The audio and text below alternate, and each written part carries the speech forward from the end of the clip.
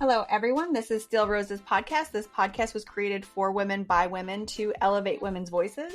I'm very honored to have this wonderful guest on with us today. Today we have Gail Shapiro with us. She is the author of 6 nonfiction books, the editor of several more. She founded a community women's center which pioneered womankind's financial literacy project. Named as a daily point of light by President George W. Bush, and honored at the National Women's Hall of Fame. She also holds a Master of Education from Harvard University, and most recently, she published her first novel, to Sisterhood, in July of 2024. Gail, welcome to the podcast. Thank you so much, Jenny. I'm really glad to be here, and I want to start by apologizing to you and to your cohort, because we worked very hard for you to have choices. Women of my generation worked hard for you to have choices, but we never expected you to have to do it all. And so many young women have made a choice to do it all, to have families and a career and everything else, and that was never our intention. So I'm sorry for how hard you work. You know what? I honestly thank you for opening with that. So. Yeah. Gail also, so for the listeners, Gail's most recent book, to Sisterhood, is a fictional novel based on the women's movement. And it was a women's conference in 1969. Was it the first one? Yes. Started out as the first, it was called the Female Liberation Conference at Emmanuel College in Boston on May 4th, 1969. There were other conferences, but that was the first one I knew about in Boston. And I was a college student. I hitchhiked down from Vermont, and it changed my life completely. You know, I can only imagine, before I start asking questions. Yes. Why don't you introduce yourself to the listeners? Because I have listeners, just so you know, I have a lot of love for Gail, because she's one of the, I've been actually kind of bragging a little bit that I have one of the original feminists coming in and on the podcast, and I'm super excited about it. So Gail, why don't you just let the listeners know a little bit about your story? I would love for them to get to know you a little bit, and then I'll ask some questions. Well, thank you, Jenny. And I have to say, I'm not one of the original feminists. I'm about 10 years younger. No. I owe a lot to the women who were that much older than me, who organized the conference, who organized some of the events that you read about in the book. So I was just a spring chicken. I was a teenager. You were starting out. Right. So, yeah. So a lot of women came before me, and it's to them that I owe a lot. So I was very involved in political activism, and when I was a young teen, the civil rights movement and everything else. And then we started finding out about what it meant to be a woman in our culture. And we realized there was so much to do and so much to learn. And that's when things started to get exciting. I was curious to know, I don't know if you want this or not, but at the very beginning of the book, there is one page that's a nonfiction prologue, which would really set the tone for this discussion. If you'd like me to read it, I can do that. Oh, absolutely. Okay. So this is not part of it is part of the novel, but it's nonfiction, as I said. The prologue says, May 4th, 1969, Boston, Massachusetts. The Sunday classifieds in the Boston Globe read, Help wanted male and help wanted female. Fewer than 30% of married women with children work outside the home, and women earn 45% less than men for the same jobs. If a woman gets fired for refusing her boss's sexual advances, well, tough luck. There are no laws against sexual harassment in the workplace or anywhere else. With rare exceptions, abortion is illegal in the United States. Birth control, unless one is married and has a doctor's prescription, is illegal in Massachusetts. Domestic violence does not yet exist as a term or a concept. Wife beating is a private problem, not a public health issue. A responding police officer is likely to tell the batterer to go take a walk and cool off. Married women cannot obtain credit in their own name. Most leaders of the anti-Vietnam War movement are men. Men can refuse to serve. Women can Say yes to boys who say no. The second wave of the women's movement has just begun. A conference at Emmanuel College in Boston, sponsored by Bread and Roses and other female liberation activists, will change the way a group of 4 young women see themselves, live their lives, view society and their place in it, and develop friendships. They will hear about sexism and the oppression experienced by women, and what women can do about it. They will learn about self-defense, community organizing, class divisions, the influence of the media, and taking back control of their bodies from a male-dominated medical establishment. One afternoon, the power of ideas. Love that. That was such a nice way. You're right. That was like the perfect way to open the discussion. And that's what the book is about, what we learned and what we did about it. So as for me, that's all you need to know. That's where I started, and just been dedicating myself to these ideals for a very long time. It blows my mind a bit when I hear things like for example, I just was reading recently that women were not permitted, if you held a seat as a senator, you were not allowed to wear pants, and that women wearing pants was like a thing that like only came about being okay in 1990s. Like it was like in the 90s that it started to become okay, and it didn't really like click, like register for me. One of my neighbors actually still to this day, she has daughters and she will not allow them to wear pants until they get to high school. They have to wear skirts. And I was a little sensitive. I was like, oh, I guess that's sweet. Like, whatever. Like, I don't do that because I'm like, it's cold out. Like, what are we doing here? But, it didn't really occur to me, like, the connection there. Like, oh, wait a minute. Like, that's from, like, way back. Like, that's not like... Well, just to back that up, I don't know about when laws in the Senate changed, but we couldn't wear pants to high school. There was right. Girls couldn't wear pants. In fact, your skirt had to be longer than your knee. And I remember in middle school, junior high, we called it then, the nurse would come out and she'd say, if she thought your skirt was too short, she'd say, kneel.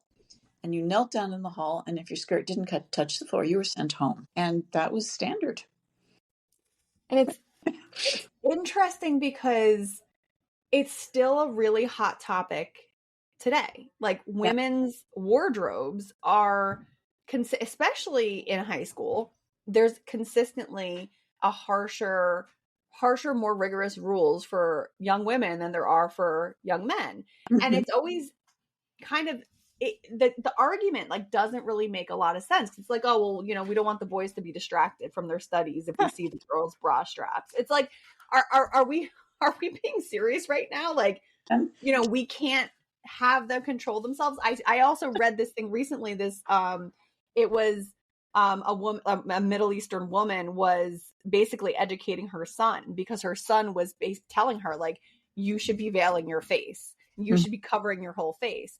And the woman, argued back to her son and said like, that's put into place to hide women, to shroud women, to make them almost less than.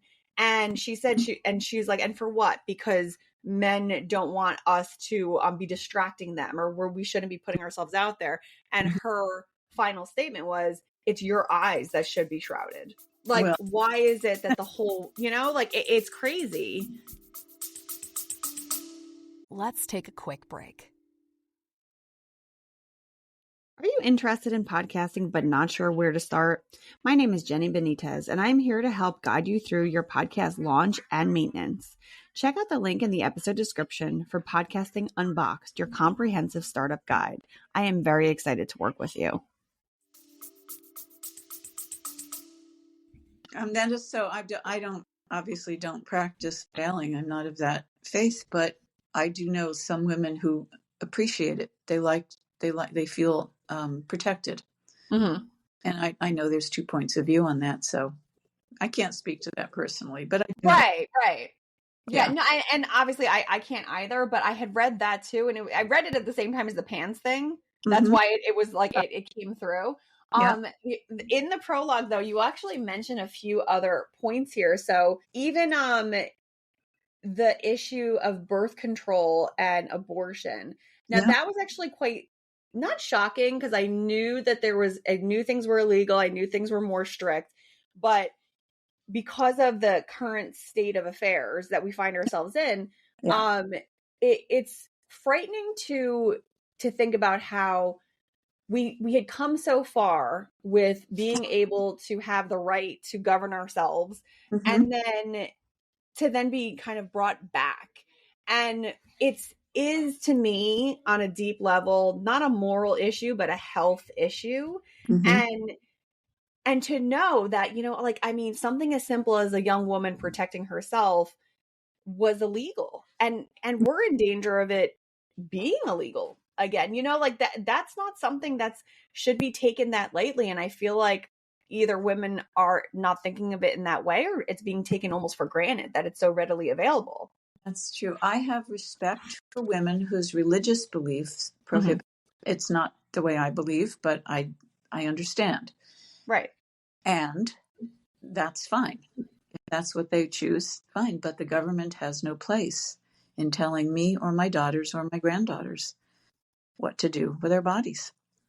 That's between you and your doctor or your religious leader, if that's important to you, your partner, but mostly yourself. Mm-hmm. It's a woman's right to have control over her own body. So it's So very, yes. you mentioned that you hitchhiked to the conference. Yeah. So I am dying to know when you first of all, how did you hitchhike to the conference? So you already kind of knew, like, I want to go and hear this. I feel like this is something I want to hear. Yeah. Yeah. I was with a friend and we went together, and hitchhiking was pretty common in those days. It was probably still as dangerous as it now, but we didn't think it was. So it was Right. more common. It was sort of like the 60s equivalent of Uber, it was ride sharing. Oh, You saw somebody on the street, they stuck out their thumb, you picked them up and you drove them, and they chipped in for gas or whatever if they could. And that's what we did. Then it got dangerous. So I don't recommend it, anybody listening there. So no. Oh my God, no! I would today's day and age. No, I would absolutely No. not. It's funny because my mom has told me stuff like that about when she was growing up, and I'm like, Ma, you didn't think that was like a bad idea? And she was like, it was just so normal. It was normal. Everybody did it. That was ride sharing at the time. Anyway, so yes, I had a friend from college, and she and I just I think she heard about this conference and said, "Do you want to go?" And I said, "Sure." And we didn't really know anything. We didn't know what it was about. And we just went down and we walked in this room, and there was like 500 women in this room. And oh my gosh. What was the energy like when you walked into that room? Amazing. It was so powerful. I mean, the main speaker got up, and actually the first couple chapters talks about the conference. And so talking about these ideas, and women were standing up on their chairs and shouting and singing. And it was I was just sitting there absolute agog. I mean, it was like, look at all these women, because I'd been involved in anti-war protests before, 5,000 people. And so I grew up near New York, so in Central Park, walking down the street. But this was just like 500 or 600 women. And the energy was astounding. And I thought, wow, look what we can do together. Because it had never occurred to me that, like after the revolution, there was going to be a revolution. After the revolution, who is going to be cooking the celebration dinner that night? Mm-hmm. Wasn't going to be the guys. And it just sort of changed everything, the way I thought about that. Most of the leaders of the anti-Vietnam War movement were men. And there were some women. And then we started to come forward and, I say, take matters into our own hands. But it was a very exciting time. Yeah. I imagine it a bit like fireworks going off in your brain. Mm-hmm. Because you're here. So especially, and in conversations that I've had with my mom, Mm-hmm. because my mom and I disagree a little bit Yeah. on these subject, respectfully disagree, but we do. And I I talk with her occasionally about, what it was like for her, like growing up, and she was really raised much more traditionally, and she didn't think too far outside the box. Yeah. And then here I come along, her daughter, and it's very interesting because, like, even like when I was a young girl, I remember she would kind of try to give me these traditional things, like, and in my mind there was a lot that stuck with me, and there's a lot of really home values that have stuck with me, but I distinctly remember many instances of me just questioning in my head. I didn't verbalize it, but in my head I was very young, and just in my head, like, well, that doesn't sound right, like, should that be that way, or should people be treated like that, or is that supposed to happen? Yeah. And those little seedlings eventually, pushed me towards like questioning it and like, let me look into this. And I remember when I got to, I think I was about 20 years old, somebody had said to me, I made a statement about something, and they were like, well, how do you know that? And I was like, my parents, that's how I was raised. Like, they taught me that. And they were like, well, did you ever look into it? And it didn't really occur to me to like really research and do my own legwork and like figure stuff out for myself until I was about in my early 20s. And I was like, well, I guess I never really thought about it. And so I just started at that point looking into other things and other ideas. And that's really where I started to have those blossoms and seeds of like, oh, I can really drive this. Like, I can drive my life. Like, I don't have to do things a certain particular way. And I think at its root, I had a discussion with somebody else who's also going to be in the same series as you. And she said, at its baseline for her, the movement was about equality. It wasn't about tearing men down. It's not about dragging women who decide to stay home. It's not about dragging and making people feel bad if they decide to work.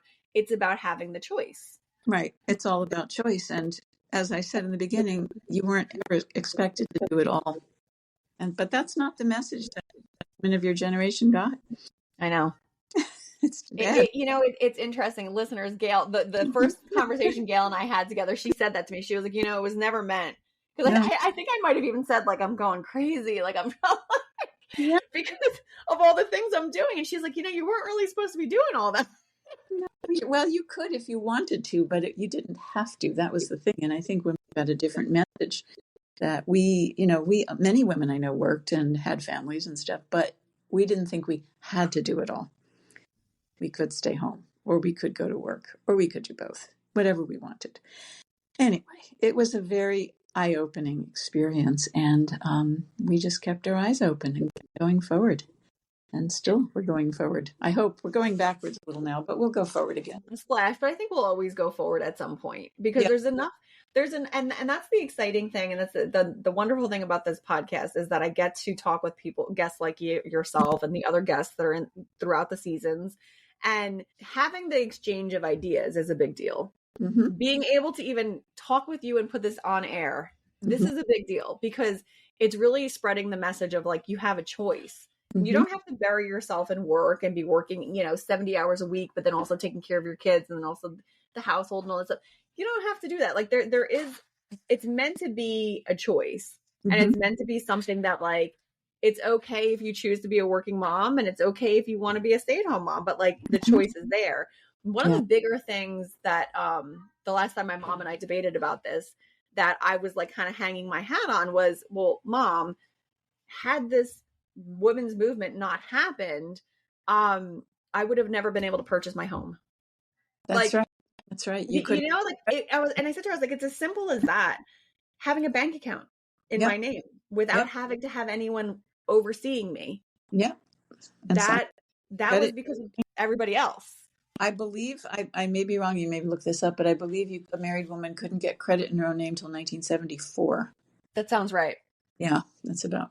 So that was a big deal. You didn't have someone to sign for you. You didn't have someone to oversee you. You were an independent agent, even if you were in a partnership. Now, women who are in a partnership with a man, and obviously not all women are, still do twice as much housework per week as their male partner. Yeah.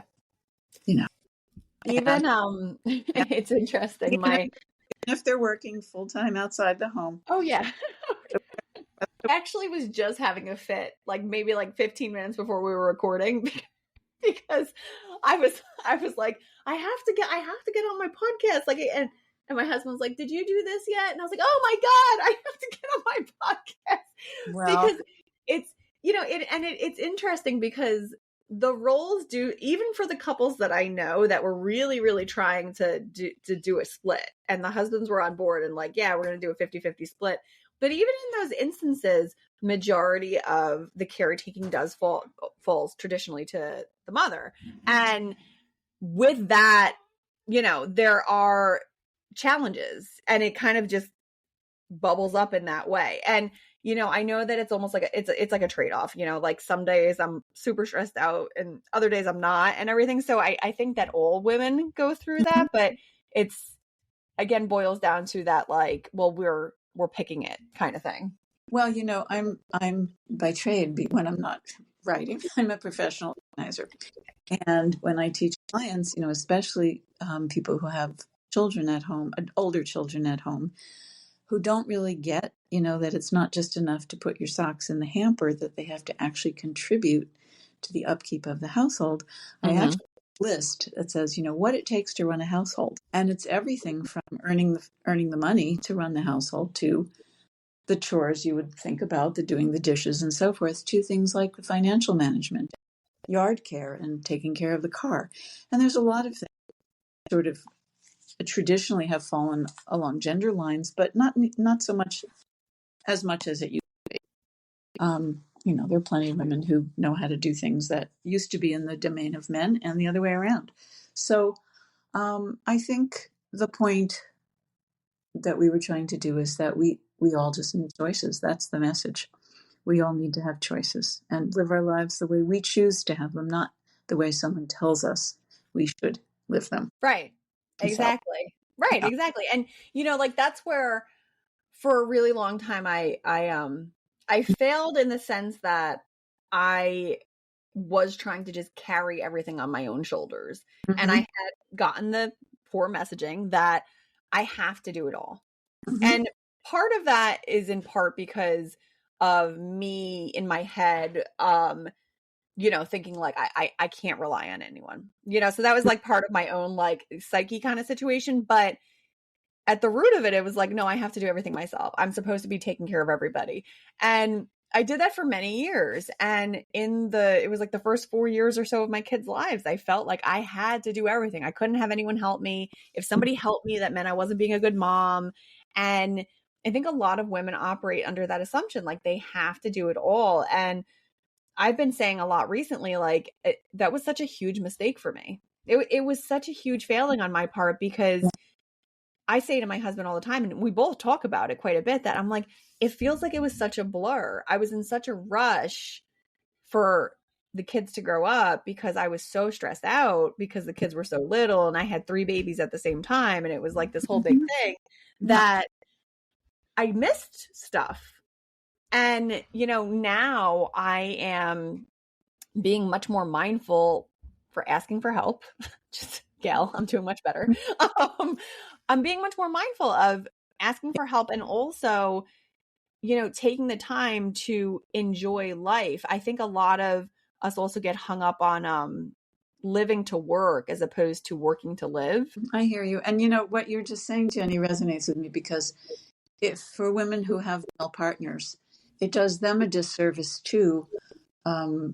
Because I've seen a lot, I work with, because I'm an organizer, I work with a lot of couples, and I've seen women say, you didn't load the dishwasher correctly, or you didn't change the diapers the right way. And that's not giving men agency, or whoever their partner is, whether it's a woman, a man, it doesn't matter. It's like if one person thinks they're better, or they're more, naturally adept at doing this stuff, it doesn't give the other partner room to grow. Mm-hmm. So not fair either way. Well, what the other part of that too is, because I also have had that problem, was that in my head, I'd be like, oh my gosh, well, for example, like I'm trying to teach the kids to put their laundry away. Like they're big enough now, everything's hung up, so it's super easy. And for it's still in the beginning, and it irks me a little bit still, but I'm like, if they hang it up, you know, kind of all discombobulated or whatever, sloppily, I would get all frustrated. I'm like, oh my God, I got to redo it anyway. Like, what's the point of asking for help? But the whole point is they're learning to do it. Now, even when it's your partner, okay, they're going to do it a different way. It's still going to get cleaned. You know, so let it go. Like, those are the little like things that I'm like, just let it go. Yeah, you have to. Otherwise, you'll make yourself crazy. You know, you can't do it all. You'll blow a gasket somewhere. I feel like I did. You are. In like 2020, I think I blew my final gasket. But coming back to just even things about, you know, you asked before about the financial literacy project, what we did at the Women's Center. We had is in our little town outside of Boston where I live, and it was a resource center, and this was before the internet. Or, well, I mean, the internet existed, but most people didn't use it. So we had resources on index cards, cabinets, and women come and say, where can I find a plumber? Where can I do this? Where can I do that? But most of the questions had to do with money, specifically women's lack of knowledge about money. So I said, okay, we've got a situation here.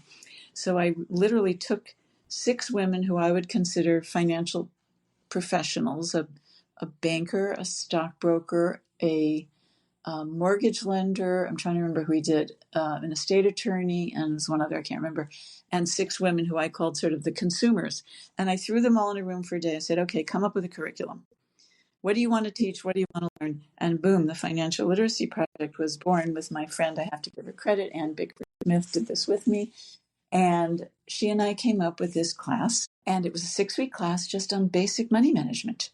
And women came from all walks of life, of all ages. We had 20-year-olds in the class. We had 80-somethings who had never written a check. And we had one young woman. She said, I really never wrote a check. My husband passed away. My son wants to take over the money. I want to learn how to do this. And one of the young women whipped out, it was when everybody wrote checks. There was no Venmo or anything, you know. And she said, look, you just write this here. You write your name here. You sign it here. And she went, wow, I know how to do this. So the premise of the Financial Literacy Project is we all have something to teach as well as to learn. And a lot of people ask me, why is this class just for women? Men need to know this too. And my soundbite was always this. I know plenty of people, both men and women, who cannot or will not balance the checkbook. But I have never heard a man giggle about it. Right. And the message is, women, we need to take ourselves seriously when it comes to money. Because even if we live with a partner, male or female, who we love and trust, that doesn't mean he or she is good with money. And so we need to know how to do it ourselves. So that's what I've been doing. I actually gave a lecture a couple of weeks ago through an organization in New York called DeRote, and 126 people came. It was online, and it just shows me that 30 years later, there's still a huge need for this information. That is huge, by the way, and I can actually add to that too, because I observed, you know, my parents are divorced, and when they were married, my dad managed all the finances, and my mom just she just didn't get involved. And then they divorced. And I remember the fallout vividly because I was about 15. And I remember observing that and thinking to myself, like, you know, how could you not have asked, or how could you have let this get so far that you have no idea what to do here now? Because once he left, like that was it. She was on her own. She had to get a job. She was a stay-at-home mom. So it was a big disaster. Yeah. And that was actually, that was a huge catalyst in pushing me to be as hands-on as I am. And I remember I was, I had never actually relayed that story specifically to my husband. And the one day he and I were just like talking about stuff and, you know, talking about our families. And I said something about this, and he was like, oh, that makes so much sense. And I was like, what? He was like, because you are always wanting to control everything. He's like, as soon as we started dating, you were like, oh, yeah, I'll handle the monies. Or when we moved down together, like, I'll handle the finances. I'll do this. I'll do that. And I was like, I don't even really like it. It gives me anxiety. But to not do it is worse for me. But But good that you do. I didn't mean to interrupt. Go ahead, finish. oh no, well, I was going to say, but on the flip side of it, there's a lot of women who really don't know what to do with Right. finances and how to manage it. So your course is actually still incredibly important today. And I work with individuals to do that too. And I'm not I don't want to misrepresent. I'm not a financial professional. I'm not. Right. I don't tell them like where to invest their money. I tell them how to organize it, how to make a budget, how to make a cash flow projection, how to do the net worth statement. But one of the things I was going to point out is that 90% of women who currently are supported by someone else will at some point be handling finances on their own. 90%.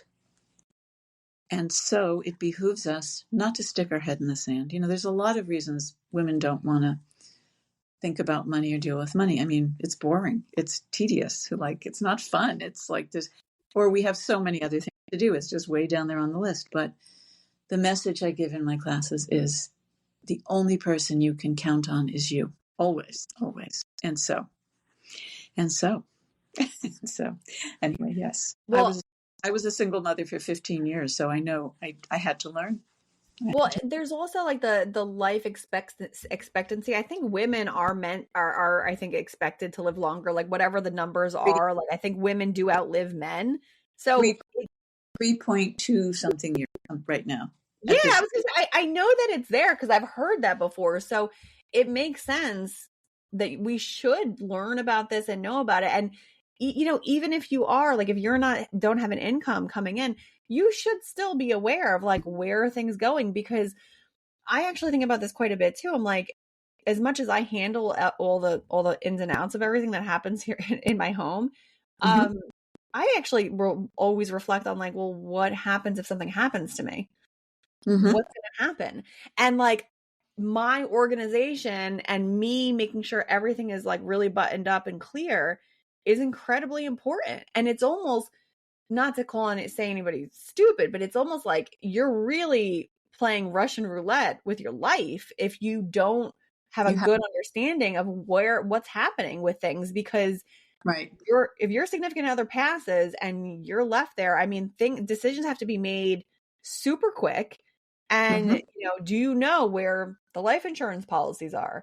Do you know, the banking information? Do you know where all the bills are held? What passwords are to the accounts? Like passwords, and you can't even close your partner's LinkedIn account without sending in a certificate and knowing the password. I mean, it's really hard.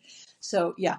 So, but the point is not to be negative about it. It's to really be, and to teach children, and to teach children how to save, how to spend, how to share. Those three things, and just anytime the money comes in. Yeah. I do, the kids, I have 3 kids, and the twins are 7 and my son is 8, and they get allowances. They do chores, and I'll give them an allowance. So they have their little savings that they're like, squirreling away. And I will let them, like, if they decide they want to spend it, I'm like, okay, yeah, you can spend your money, but like, you're going to have to earn more or what, like, and I let them do that exchange. They get very excited about it to be able to like buy something for themselves. And then I, encourage, like they'll do more chores and earn more money. And then I also encourage them too. I'm like, well, think about this now. Like, do you really want to spend your money on this, or would you like to wait? Because if you wait, and I make them now think through those steps, because I never had that kind of a education or thought growing up. When I started working, I was like, oh, it's just money, spend, spend, spend. I was like quite the shopaholic. So I'm trying very hard to like change that routine with my kids, because it does start young, in my opinion. And they see everything. Oh yeah. And they hear everything you say. And so it goes. So I wanted to ask you, when you told me you read the book and you were, and I don't want to give any spoilers here to the readers, because I don't want to do that. But there were some things in the book that you said really surprised you, events or things that happened. Can you tell me what those were? Because you told me one or two and I forgot. I'm curious. This is not a spoiler because Okay. this is going to be so broad that it won't be a spoiler. Which, by the way, listeners, the book is called To Sisterhood. I have to tell you, I don't have a lot of time to read, and I read this book every single day. And I like literally carved time out just to read the book because I became so invested in the characters that when I was done, well, I was emailing Gail throughout and being like, I love the book. Oh my gosh. And I was like emailing her my comments randomly, which Gail, you probably thought I was like going nuts. It was great. It was great. I was enthralled by the book. I sent copies out to people. But I got so invested. So I actually very strongly and highly recommend this book because it is very interesting to read because it gives you a really good baseline for what actually happened and what life was like. So marriages were one of the big things that shocked me in the book. And the ages of people when they got married and that nobody batted an eyelash at that was kind of shocking. Yeah, we were very young. A lot of us got married very young and didn't think anything of it. I mean, a lot of women got married out of high school, not in my circle, but definitely by the time you were finished with college, you were engaged, you got married, like, that some women waited longer, but a lot of women did not. So yeah, it was not uncommon to be married by 19 or 20 or 21. Well, and it shocked me. And I remember when I was growing up, in my family, everyone used to always say like, oh no, wait, go to college, start working, like wait. They were like really pushy about that, like wait it out.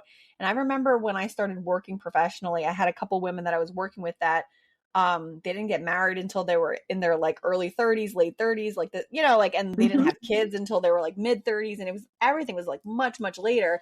And then on the flip side of it, every single person I was friends with got married between the ages of like 22 and 25. And I was like the last man standing. I was like, what's so interesting about that is just, and it's about the women's movement, is my sister is 4 years younger than I.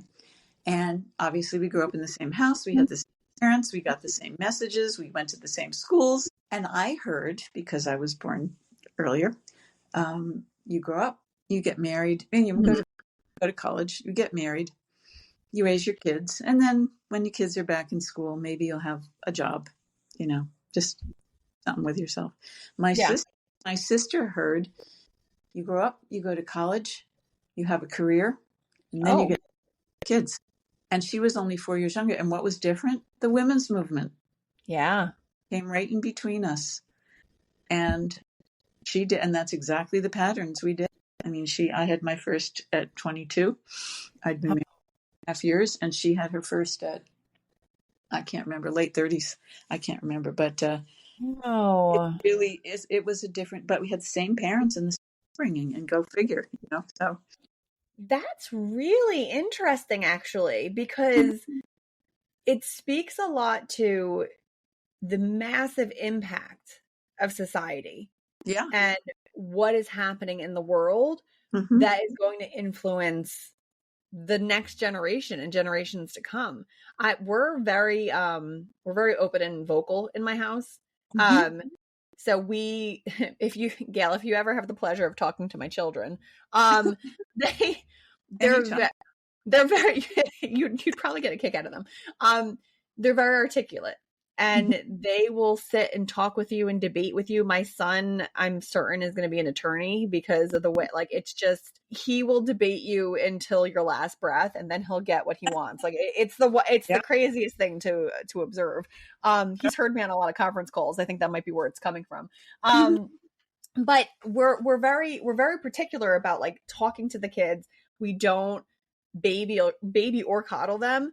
So they will come to you and discuss like topics that are, not, inappropriate topics, but older kids or, young people topics, because to me, I'm like, society is feeding these messages to people. And, our current society, I don't agree with a lot of things that are being put out. So I'm like, if you want your children to have certain specific messaging, or you want to make sure that you're helping to not control, but to guide the messaging. Yeah. Having that open dialogue to me is like super important. I think so too. You know, you were just talking to, if my sister, you know, grew up in the same family, but the women's movement came and intervened. If you asked her, she might say, well, I looked at my older sister and I didn't want to do what she did, so I was going to. Yeah. So honestly, that might be her view. That honestly, it could be though. And you know, it's interesting because like my mom was a stay-at-home mom. I watched the marriage fall apart. I watched what happened to her in that whole, what she went through. And that was a huge deal to me, to be like, I'm going to have a job and I'm going to have a career. And I also want a family though. So I'm going to make sure. And as you said, in my head, I was like, I'm going to do all of it because I want to do all of it. And I might have lost all my hair at one point, and I might have been incredibly unhealthy, but I survived and I've come out the other side. There was, as we said, we don't want to give any spoilers for the book, because I'm listeners, if especially with the hot, like what even like a summer beach read, like I'm telling you, this book will grab you and it's going to hold you. And I literally begged, as soon as I finished, I said to Gail, I was like, when's the next one coming? Because I need to know what's going on with these ladies. I was working on it this November during National Novel Writing Month, which is how I started this one. And do you know about that, NaNoWriMo? No, you mentioned it when we chatted last time. It's National Novel Writing Month. It's a nonprofit organization, the month of November, and you have a challenge with people from all over the world. And you write a 50,000-word novel in 1,667 words a day. And you can chart progress, and you can see other people, and it's really good when you're done. I mean, that's not, but you get a really good draft.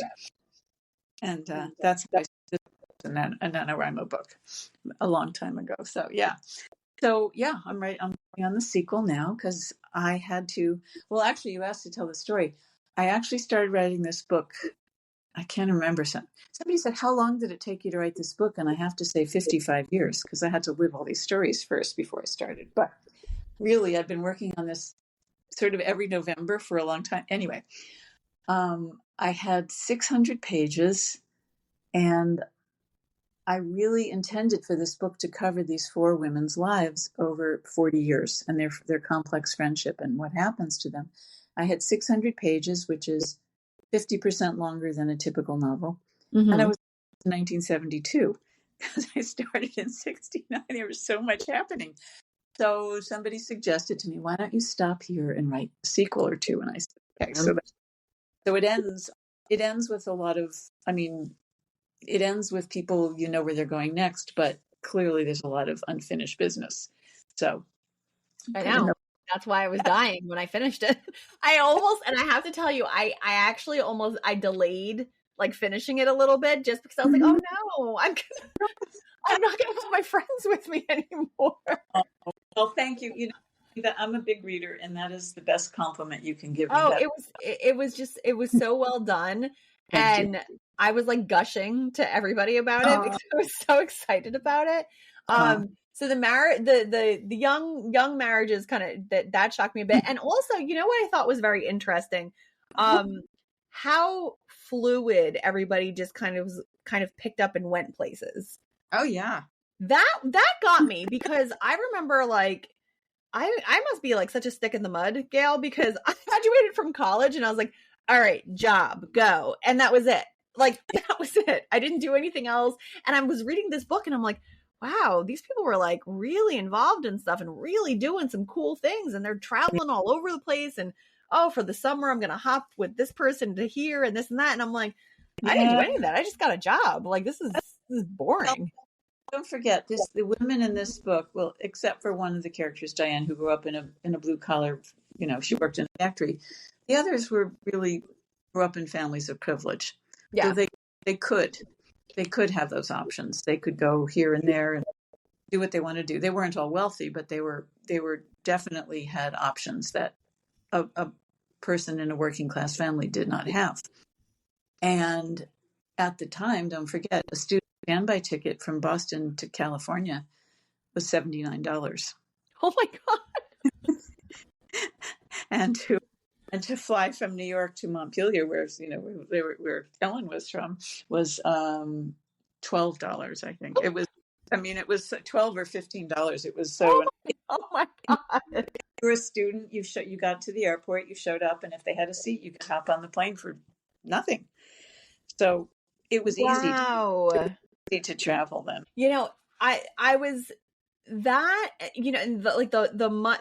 that was very surprising to me. And then it was also like, I'm going to do these odd jobs and it's going to pay for my school, that kind of thing that always gets me. Cause I'm like, we're so buried right now with how much everything costs, because even with like purchasing a home, like my stepdaughter and her fiance were attempting to buy their first house. They have 2 little boys, and they had to back out entirely because it's so obscenely expensive to do anything today that people are barely making it. And, even like, I remember my mom was telling me, at some point, I forget what year, it was in the mid 90s ish, something around there. She was like, yeah, your dad was making, I think it was like $50,000 a year, something to that effect.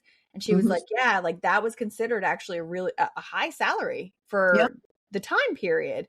And I was like, really? And she was like, yeah. I'm like, my God. I'm like, because now when people graduate from college, they're expecting to make 50, like out of the gate, they're expecting to make about $40,000 or $50,000 a year. And I had said to my husband, I'm like, I have far surpassed, the income levels of my parents. And, and it's wild to me because I'm like, I'm not like living this extravagant life. It's just that it costs so much to have a family now.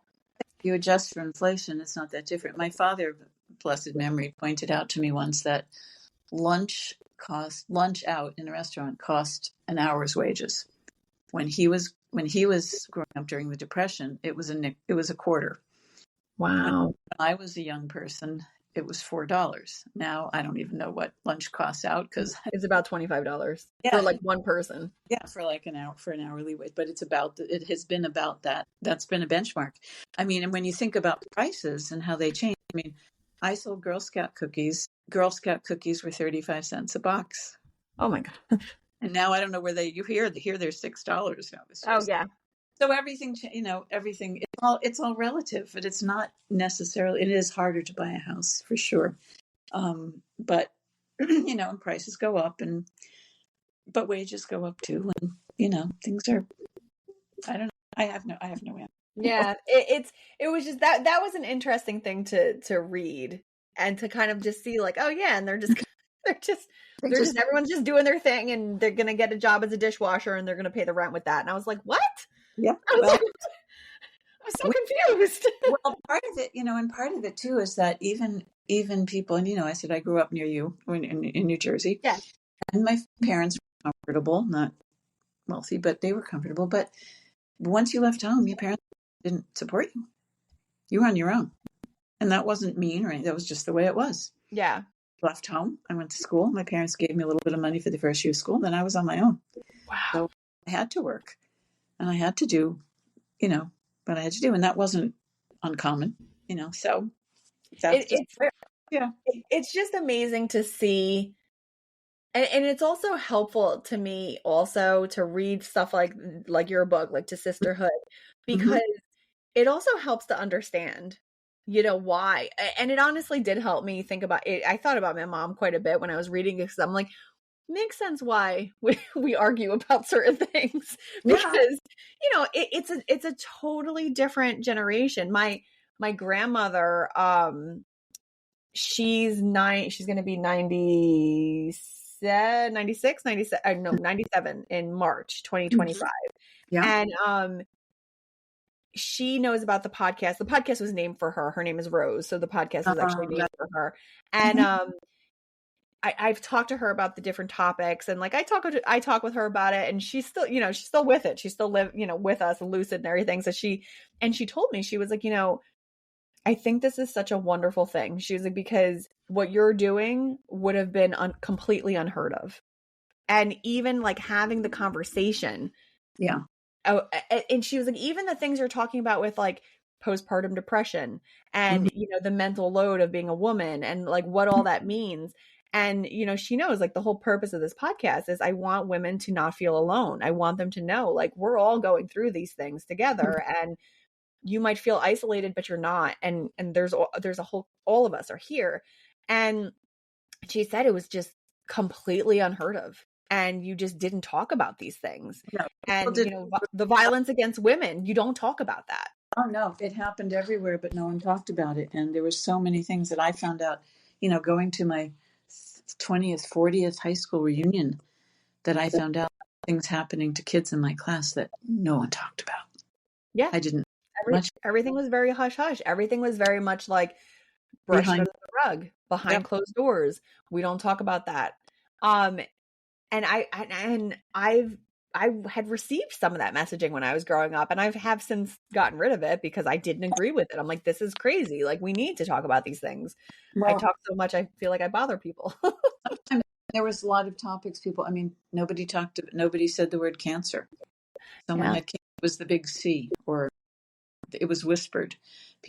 Nobody talked about menstruation. I was just gonna say that. Nobody talked about menopause. That was so under the you just didn't talk about it.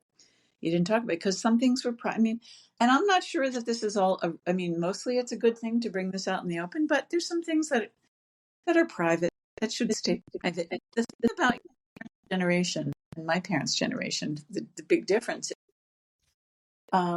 when we were growing up, I don't know exactly how to say this. The children revolved around the parents' orbit, and now it's the other way around. There was no way. I mean, my mother was engaged and active, and she worked. She worked outside the home too. She was home, and she worked. She had her own business, so she could work part time. And we had a family business, so she was there too. But I do not remember. I mean, she was a kind mother, a good mother. I don't remember her like getting down on the floor and playing Candyland. That was just not what parents did. Interesting. Did you do your homework? Yes. Okay.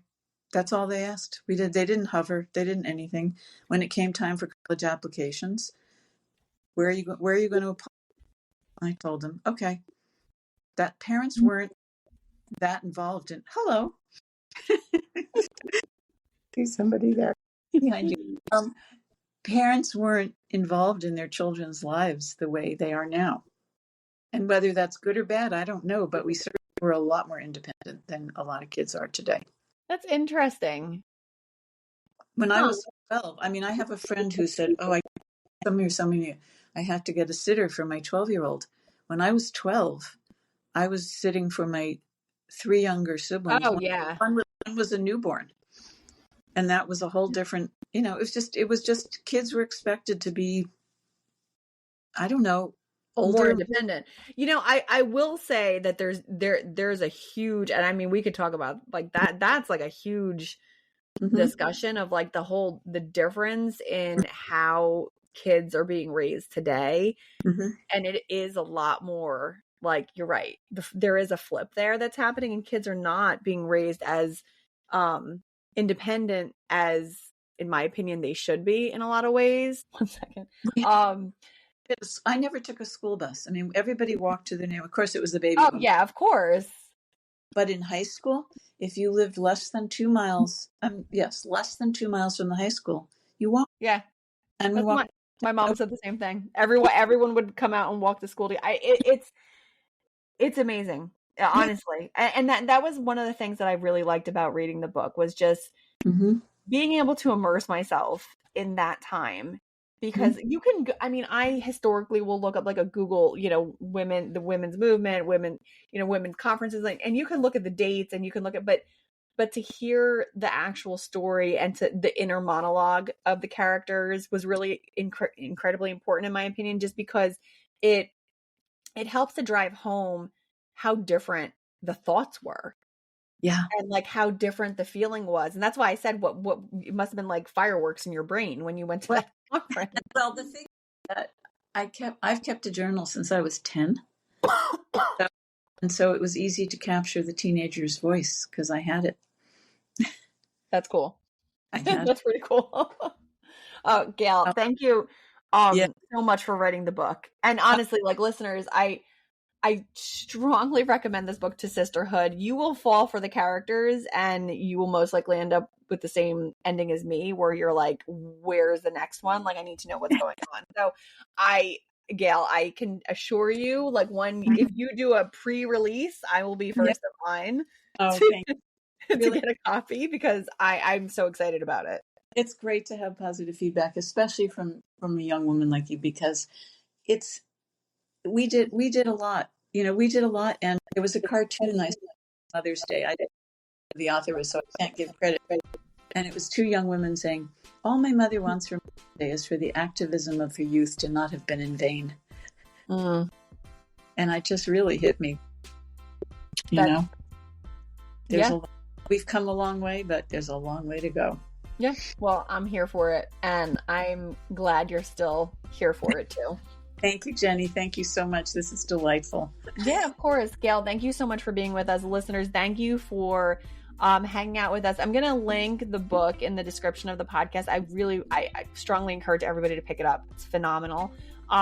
Thank you for being with us, and we'll see you on the next one. Take care. Thank you, Jenny. Take care.